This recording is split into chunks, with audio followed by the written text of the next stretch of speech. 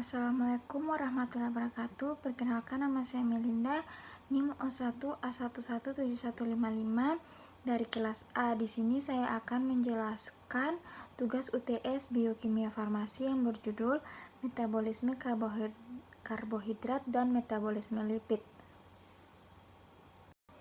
Adapun topik pembahasannya yaitu yang pertama, definisi, yang kedua, proses metabolisme glukosa secara aerob menghasilkan energi lebih besar dibandingkan anaerob.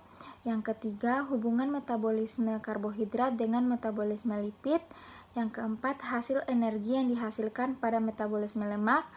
Yang kelima yaitu penyakit gangguan pada metabolisme karbohidrat. Langsung saja. Yang pertama yaitu definisi dari glikolisis. Glikolisis merupakan sebuah proses dari pemecahan glukosa atau gula pada tingkatan sel. Pemecahan dari glukosa ini pada saat proses sedang berlangsung dengan cara sistematis menjadi bagian asam pirufat dan juga energi di dalam bentuk NADH dan juga ATP. Yang kedua yaitu definisi dari glikogenolisis. Glikogenolisis merupakan pemecahan glikogen menjadi glukosa. Glikogen yang ada di dalam sel dapat diubah menjadi glukosa.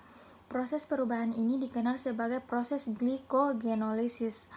Glikogenolisis tidak berjalan spontan tetapi melalui beberapa tahap. Selanjutnya yaitu definisi dari glikogenesis. Glikogenesis proses biosintesis glikogen dari glukosa. Perubahan kimia secara enzimatik ini tidak berjalan spontan tetapi bertahap. Reaksi diawali dengan proses fosforilisasi. Glukosa menjadi glukosa 6-fosfat dengan bantuan enzim glukokinase. Selanjutnya, glukosa 6-fosfat diubah menjadi isomernya glukosa 1-fosfat di bawah pengaruh enzim fosfoglukomotase. Selanjutnya, definisi dari metabolisme. Metabolisme adalah keseluruhan reaksi kimia yang terjadi secara serentak di seluruh tubuh, terdiri atas anabolisme dan katabolisme.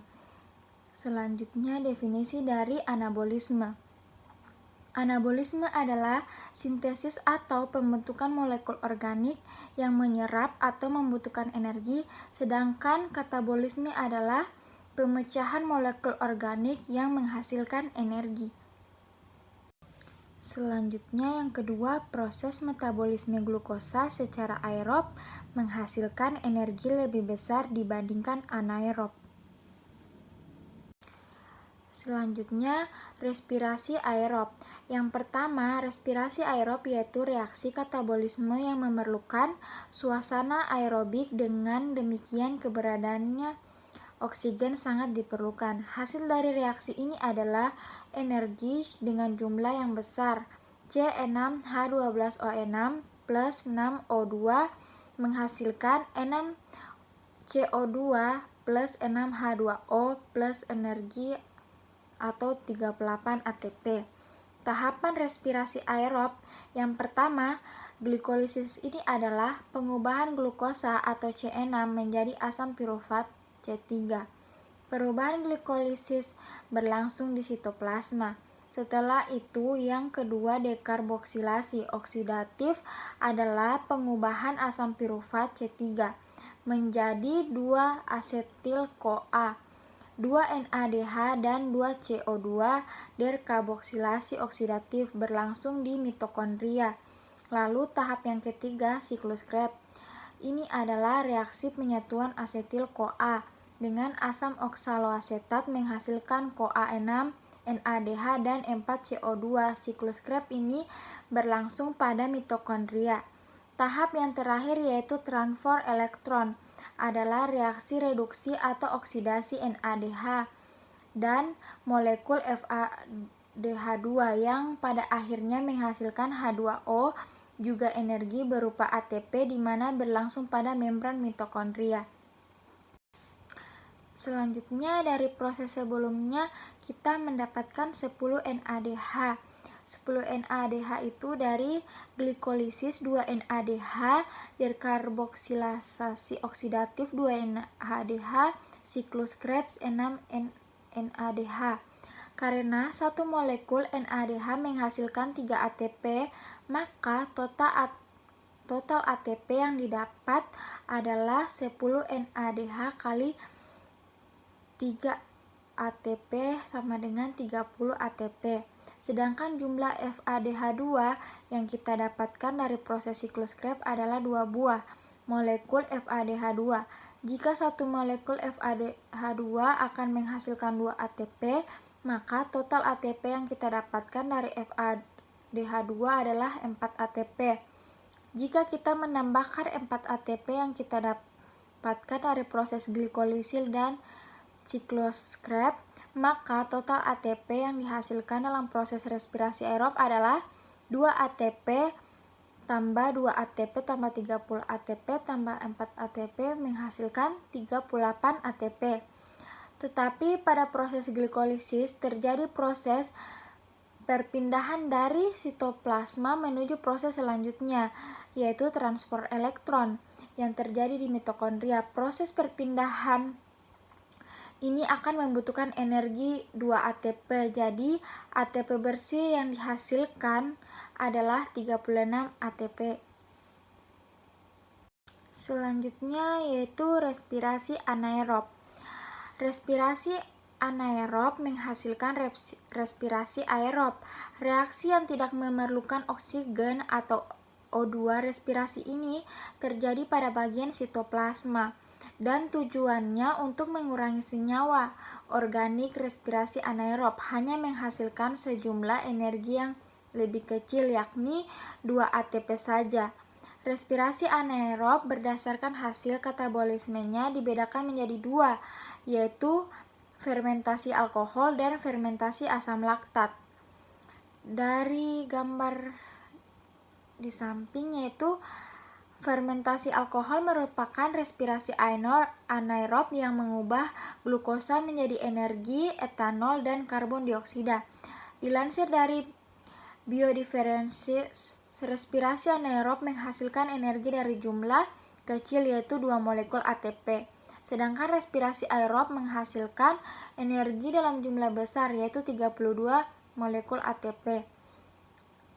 Dari gambar di samping, fermentasi asam laktat adalah respirasi anaerob yang menghasilkan asam laktat dan energi merubah NADH menjadi NADH+. Melalui perantara asam pirufat, fermentasi asam laktat berlangsung pada pembuatan keju, buttermilk, dan yogurt. Asam laktat yang dihasilkan pada proses fermentasi dapat membunuh bakteri dalam proses pembuatan makanan tersebut. Jadi kesimpulannya, reaksi aerob memerlukan oksigen. Proses terjadi di dalam mitokondria. Respirasi ini bertujuan untuk memecah senyawa organik ke anorganik, menghasilkan energi dalam jumlah yang besar, yakni 36 ATP. Sedangkan respirasi anaerob tidak memerlukan kehadiran oksigen, berlangsung dalam sitoplasma. Tujuannya untuk mengurangi senyawa organik. Hasil akhirnya berupa energi dalam jumlah yang sedikit, yaitu 2 ATP saja. Yang ketiga yaitu hubungan metabolisme karbohidrat dengan metabolisme lipid. Selanjutnya, hubungan dari metabolisme karbohidrat dan lipid. Karbohidrat dan lemak bertemu dalam proses metabolisme, yaitu di dalam siklus Krebs. Sebagian besar pertemuannya berlangsung melalui pintu gerbang utama siklus Krebs, yaitu koenzim A. Akibatnya, kedua zat tersebut dapat saling mengisi sebagai bahan pembentuk semua zat tersebut. Karbohidrat dapat disintesis dari lemak, lemak dapat disintesis dari karbohidrat. Sintesis lemak dari karbohidrat dimulai saat karbohidrat berupa glukosa diuraikan menjadi asam pirufat. Asam pirufat akan diubah menjadi gliserol. Selain diubah menjadi asam pirufat, sebagian glukosa juga diubah menjadi gula fosfat Yang selanjutnya akan menjadi asetil koenzim A.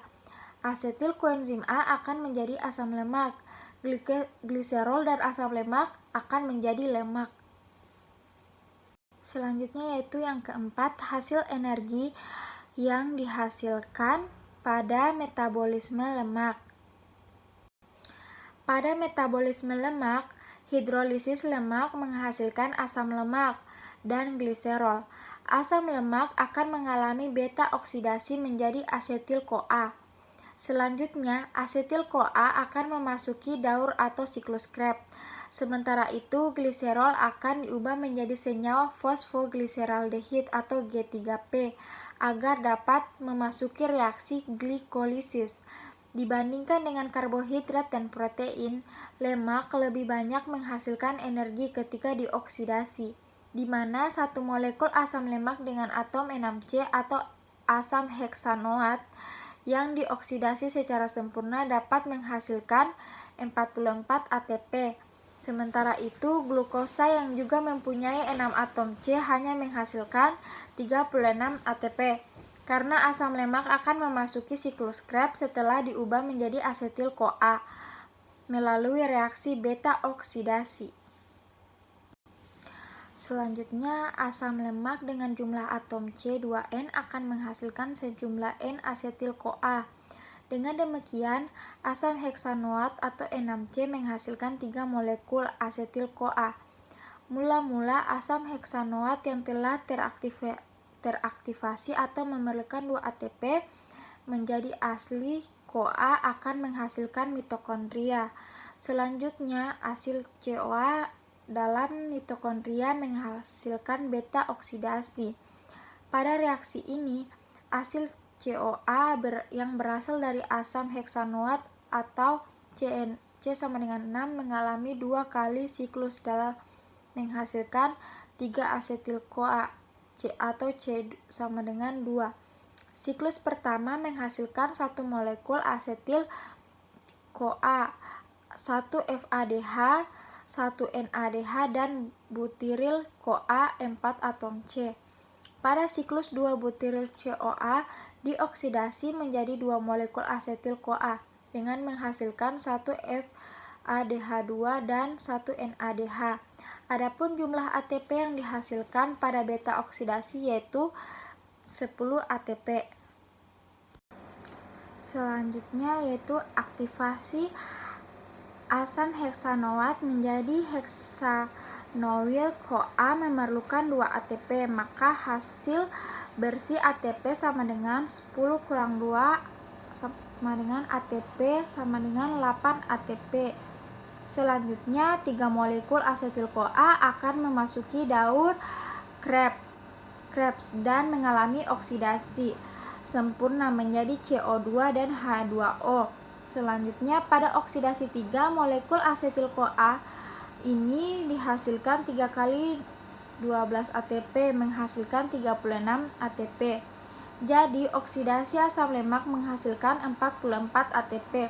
Hal ini juga menunjukkan bahwa makin panjangnya rantai karbon yang menyusun asam lemak, energi yang dihasilkan makin besar. Misalnya pada asam palmiat yang mempunyai 15 atom C menghasilkan 129 ATP.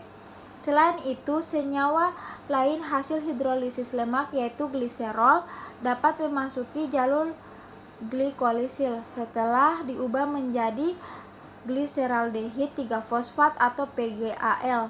Selanjutnya, PGAL akan diubah menjadi PEP. PEP harus diubah menjadi asetil-CoA agar dapat memasuki daur Krebs. Yang kelima yaitu penjelasan dari penyakit gangguan metabolisme karbohidrat. Penyakit yang terkait gangguan metabolisme karbohidrat yaitu salah satunya penyakit galaktosemia. Penyakit galaktosemia adalah gangguan metabolisme karbohidrat yang diwariskan secara autosomal dan mempunyai insiden 1 dalam 60.000. Galaktosemia merupakan gangguan metabolisme yang diturunkan secara genetik dan mempengaruhi kemampuan individu. untuk metabolisme galaktosa. Kurangnya enzim yang bertanggung jawab dalam degradasi galaktosa, galaktosemia yang diwariskan secara resesif autosomal memberi arti seorang anak harus mewarisi satu gen yang abnormal dari setiap orang tua sampai bermanifestasi menjadi penyakit. Gejala galaktosemia biasanya mulai muncul beberapa hari atau minggu setelah bayi lahir. Gejala yang biasa muncul yaitu hilangnya selera makan atau tidak mau menyusui, mengalami muntah, mengalami penyakit kuning yang ditandai dengan menguningnya kulit dan bagian tubuh lainnya, penurunan berat badan dan tubuh yang lemah, dan rewel. Pengobatan dari penyakit ini yaitu pengobatan untuk galaktosemia belum ditemukan, namun untuk mengurangi dan meringankan gejalanya hanya bisa dilakukan diet pembatasan asupan laktosa atau galaktosa. Hal yang harus dilakukan ialah selalu membaca label ingredients pada setiap produk dan memastikan bahwa tidak ada kandungan gula galaktosa dalam makanan, namun tidak menutupi kemungkinan bahwa penderita galaktosemia bisa hidup dengan normal hingga dewasa.